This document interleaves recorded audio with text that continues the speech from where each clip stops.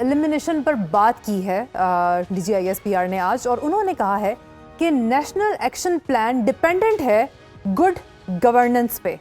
کیا کامنٹ ہے آپ کا اس بات پہ؟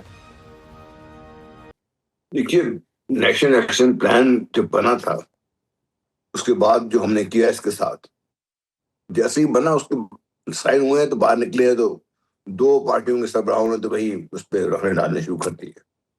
بٹ دا فیکٹ از کہ یہ جو کینن فارڈر مل رہا ہے دہشت گردوں کو، یہ کس وجہ سے مل رہا ہے؟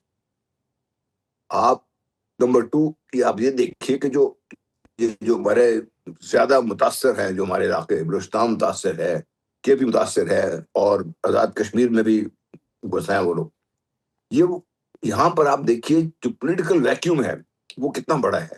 And it's all over the country. آپ کا جو پولیٹیکل لیڈرشپ کا عوام کا آپس میں تعلق بھی نہیں ہے. عوام کے مسائل کو حل کرنے کے لیے کوئی سسٹم ہی نہیں چل رہا آپ کا، اس کا نہ کسی کو اندازہ ہے اس چیز کا. تو I agree with him and I agree with you. The National Action Plan is contingent upon success جو ہے اس کی، وہ ڈپینڈ کرتی ہے، مطلب فوکسڈ ہے کہ پاکستان میں گورننس بہتر ہو. پاکستان میں جو ہمارے پولیٹیکل ایلیٹ ہے یہ سارے پیسے لوٹ کے باہر مت لے کے جائیں. ان کے پاس بے انتہا پیسہ ہے، یہ پاکستان میں لگنے دیں اس پیسے کو، اور پاکستان کی بہتری کے لیے ایک منصوبہ بندی کے تحت کام کریں. سب اپنے نمود و نمائش سے باہر نکلیں. میں کیا بات کریں آپ نے honest to God. One gets sometimes, in a state of shock to see کہ بھائی بلوچستان میں چاہے وہ کے پی ہے، چاہے ہماری جو پولیٹیکل جو سسٹم ہے وہ آپ کو نظر ہی نہیں آتا. ہم نے کیوں اپنے ڈسٹرکٹ لیول پر، لوور لیول پر، ہم نے اپنے لوکل باڈیز کو ہم نے کیوں نہیں بنایا؟ کیوں اس لیے نہیں بنایا کہ وہ آپ کے کام میں رقم اندازی کریں گے. صوبے جو ہے وہ اپنی منمانی کریں، لیکن ڈسٹرکٹس میں جہاں پہ ایکچولی جہاں پہ لوگ متاثر ہیں ان کے پاس کوئی آواز نہیں ہے سننے کے لیے. اس کا نتیجہ کیا ہے آج آپ دیکھ لیجیے. مہنگائی اس لیے بڑھ رہی ہے، کسی کو اندازہ نہیں ہے کہ آپ کا ایگریکلچر سیکٹر جو ہے وہ بڑا رکھا ہوا ہے. آپ کا مینوفیکچرنگ سیکٹر میں آپ دیکھ لیجیے، اب نئی سے نئی کاریں آ گئی ہیں، اس میں پاکستان ترقی نہیں کرے گا. ٹھیک ہے، مطلب کہنے کا مقصد گورننس ایبسولوٹ ہے. آلرائٹ سر، یہ محسن نقوی کی اسٹیٹمنٹ کی طرف ریفر کروں گی. انہوں نے گڈ گورننس کا ایک یہ سولوشن دیا ہے کہ ایڈمنسٹریٹو یونٹس کو چھوٹا بنایا جائے. آپ کے خیال میں is this the solution that he is proclaiming it to be?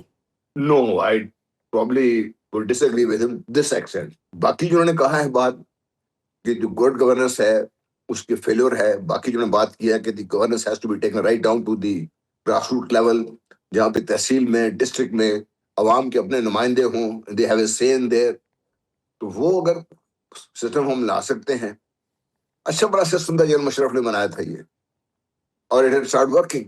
اس میں definitely as you bring in a new system تو اس کو آپ ایوالو کرتا ہے، وہ پیریڈ آف ٹائم ایوالو کرتے اس کو، جیسے ہمارے سیاستدانوں کے ہاتھ چڑوں میں بڑا کر کے رکھ دیا اس کا.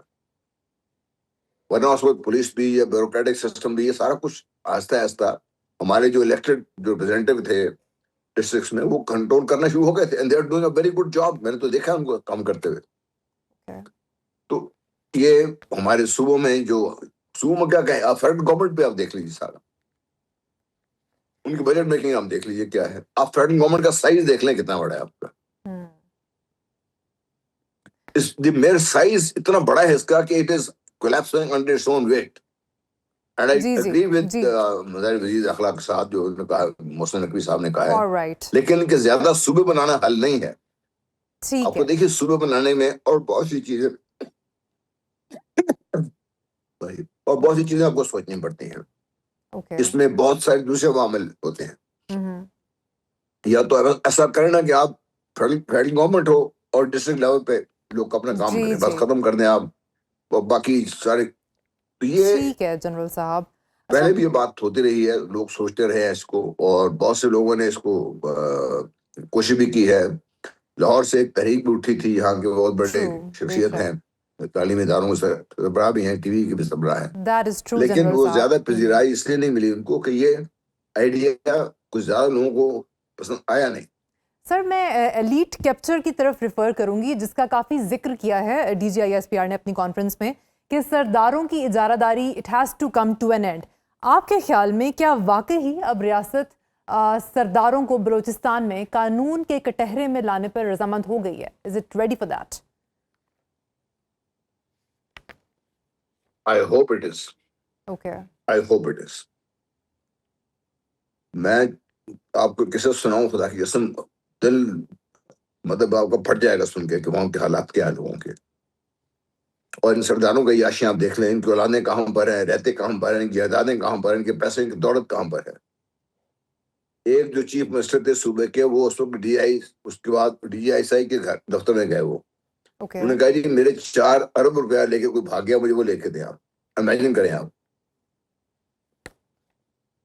یہ سرداری نظام کو آہستہ آہستہ زد پہنچنا شروع ہو گئی تھی، لیکن پھر جو ہمارا جو پولیٹیکل اسٹرکچر ہے نا، پولیٹیکل جو سو کالڈ ہمارے جو لیڈرز ہیں، یہ ان عوام تک پہنچنے میں ناکام رہے ہیں. اور عوام کے اندر سے اٹھنے والی جو لیڈرشپ ہے مطلب وہ آگے نہیں آئے گی. اور یہ ہیریڈیٹری سسٹم اور یہ جو وراثت کے سسٹم ایسے باہر نہیں نکلیں گے آپ کو، تو یہ مسائل آپ کے اتنے آسانی سے ختم نہیں ہوں گے. Just being a hard state, definitely yes, ہم کائنیٹک آپریشن کریں، لیکن ناٹ اونلی ود ان جو کنٹریز اس کو اسپانسر کر رہی ہیں، جو پاکستان کو ڈیسٹیبلائز کرنے کی کوشش کر رہی ہیں، ہم ان کو بات تو کرتے رہتے ہیں. ان کو ہم نے کیا ان کے لیے. I am of the view that we have to go and strike not only Afghanistan but other countries also. Alright. اور ہم نام لینے سے گھبراتے ہیں. I am sorry. I hope کہ آپ کے یہ پروگرام کو گڑبڑ نہ ہو جائے. کوئی involved, U S A is involved, Israel is involved. میری بڑی معتبر ذرائع سے مجھے پتا چلا ہے کہ ذریعے پیسے خانوں کو پہنچ رہے ہیں وہاں پر. انڈیا بھی یہاں سے بھجوا رہا ہے، امریکہ بھی بھجوا رہا ہے پیسے. سر یہ انہوں نے نمبرز جی نمبرز دیے ہیں D G I S P R نے. جی سر، کہ بلوچستان میں اس ٹائم 31,000 اور کے پی کے میں 7,000 سے زائد آپریشنز ہو رہے ہیں اس ٹائم. دونوں صوبوں کے سیکیورٹی چیلنجز کو آپ کس طرح سے کمپیئر کرتے ہیں؟ دیکھیے دونوں صوبوں میں ایک چیز بڑی کامن ہے. اگر آپ دیکھیے تو جغرافیہ ہے نا، جو اگر آپ یہ پٹھان بیلٹ دیکھتے ہیں تو بلوچستان کے نارتھ ایسٹرن نارتھ ویسٹرن کی طرف ساری جاتی ہے یہ. اور یہ صوبے نمبر 2، یہ صوبے آپ کے فرنٹ لائن اسٹیٹ بھی رہے ہیں، اور یہ ڈائریکٹلی بارڈرنگ افغانستان ہے. اور ان کو ڈیسٹیبلائز کرنا ان کے لیے آسان ہے، اور اس لیے کیونکہ افغانستان کے ذریعے وہ سب کچھ ہو رہا ہے. اور یہی امریکہ نے کیا، اپنے نکلنے سے پہلے انڈیا کو وہاں پہ کونسلیٹس کافی سارے بنانے کی اجازت دے دی، اور وہ ابھی دہشت گردی کا گڑھ بنے ہوئے ہیں. ان میں لنکیجز یہ نہیں ہے کہ بھئی اچھا دہشت گردوں کا یہ ہم جو کہتے ہیں نا کہ بی ایل اے ہے تو نو دے آل ون، سب ایک ہے. اس میں نام مختلف رکھے ہوتے ہیں انہوں نے، اس لیے کہ پیسے لے لیتے ہیں انہوں نے، اور آپس میں لڑتے رہتے ہیں پیسوں کے لیے، لیکن ہیں یہ سب ایک.